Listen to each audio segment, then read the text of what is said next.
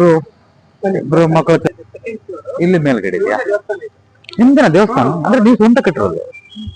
ಅವರು ಮನೆ ನೋಡ್ಬೇಕು ಅಂತ ಅದೇ ಇರ್ಲಿ ಇಲ್ಲಿ ಸ್ವಂತ ಮನೆ ಕಟ್ಟಿರೋದು ಇದು. ಒಂದ್ ನಿಮಿಷ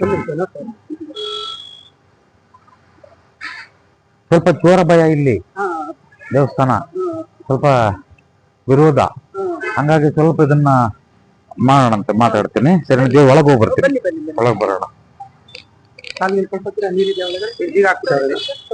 ಬಿಡಿ ಸ್ವಾಮಿ ಪರಮಾತ್ಮ,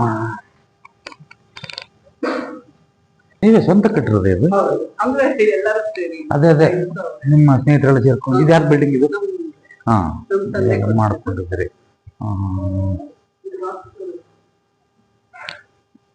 ಆಮೇಲೆ ಸ್ಟೆಪ್ಸ್ ಈ ಕಡಿದಾವಲ್ವಾ, ಸ್ಟೆಪ್ಸು ಈ ಕಡಿರೋದನ್ನ ಸ್ವಲ್ಪ ಒಳ ಜಗಳ ಇದಾಗದಂಗೆ ಸ್ವಲ್ಪ ಒಂದು ಚೂರ ಭಯ ಇರುತ್ತೆ ಅಲ್ಲಿ, ಸರಿನಾ? ಇದಾಗದಂಗೆ ಈ ಸ್ಟೆಪ್ಸ್ನ ಇಲ್ಲಿ ಬಂದ್ಬಿಡ್ಲಿ ಸ್ಪಿನ್ಸ್.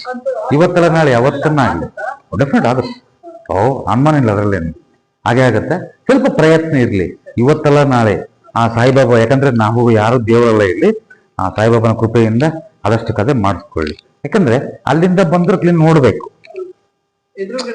ನಾನು ಅಲ್ಲಿಂದ ನೋಡಿ ಹೇಗಿದೆ ಅಂದ್ರೆ, ಇದು ಸೆಂಟ್ರ್ ಮಾಡ್ಕೊಂಡ್ರು ಸಾಕು, ಯಾರಿಗೆ ಮಾಡ್ಕೊಡಿದ್ರು ಸೆಂಟ್ರ್ ಮಾಡ್ಕೊಂಡ್ರು. ನಾನು ಅಲ್ಲಿ ರೋಡಿಂದ ಬಂದು ಆಕ್ಚುಲಿ ಹೇಳ್ಬೇಕಂದ್ರೆ ಈ ಪ್ರತಿಮೆ ನಮ್ಮ ಒಂದು ರೋಡ್ ನಲ್ಲಿ ಯಾರು ಓಡಾಡಿದ್ರೆ ಕಾಣಬೇಕದು.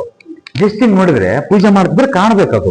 ಅವಾಗ ನೋಡಿ ಅಲ್ಟಿಮೇಟ್ ಅದು ವಕ್ರ ಆಗತ್ತೆ, ವಕ್ರ ಇದ್ದಂಥದ್ದು ಅದನ್ನ. ಇದು ಏನಾಗುತ್ತೆ ಅಂದ್ರೆ, ಇದು ನೋಡಿದಾಗ 100% ಸಕ್ಸಸ್ಫುಲ್. ಇದಕ್ಕೆ ಫೈನಾನ್ಷಿಯಲಿ ಕೂಡ, ಈ ದೇವಸ್ಥಾನಕ್ಕೆ ಫೈನಾನ್ಷಿಯಲಿ ಕೂಡ ನಮ್ಗೆ ಹೆಲ್ಪ್ ಆಗುತ್ತೆ. ಇನ್ನು ದೊಡ್ಡದಾಗ ಬೆಳೆಯುತ್ತೆ ಇದು. ಇಲ್ಲಾಂತಂದ್ರೆ ಕಿತ್ತಾಟಗಳಲ್ಲಿ ಮುಗಿದೋಗುತ್ತೆ ಇದು, ಒಬ್ರಿಗೊಬ್ರಿಗೆ ಅಸಮಾಧಾನ ತಂದಾಕತ್ತೆ, ಸರಿನಾ?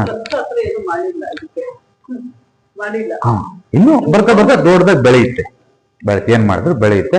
ಸಾಧ್ಯವಾದಷ್ಟು ಇದನ್ನ ಮಾಡೋದಕ್ಕೆ ಇವತ್ತೆಲ್ಲ ನಾಳೆ ನಮ್ಗೆ ದೈವ ಕೃಪೆ ಬೇಕಲ್ವಾ, ದೈವ ಆಶೀರ್ವಾದ ಮಾಡ್ಬೇಕು. ನಾನ್ಯಾರು ಮಾಡೋದಕ್ಕೆ, ನೀವ್ಯಾರು? ಅದು ಮಾಡ್ಕೋಬೇಕು ಅಲ್ವಾ? ಮಾಡ್ಕೊಳ್ತೆ ಅಂತ ತೊಂದ್ರೆ ಏನಿಲ್ಲ ಸ್ವಾಮಿ.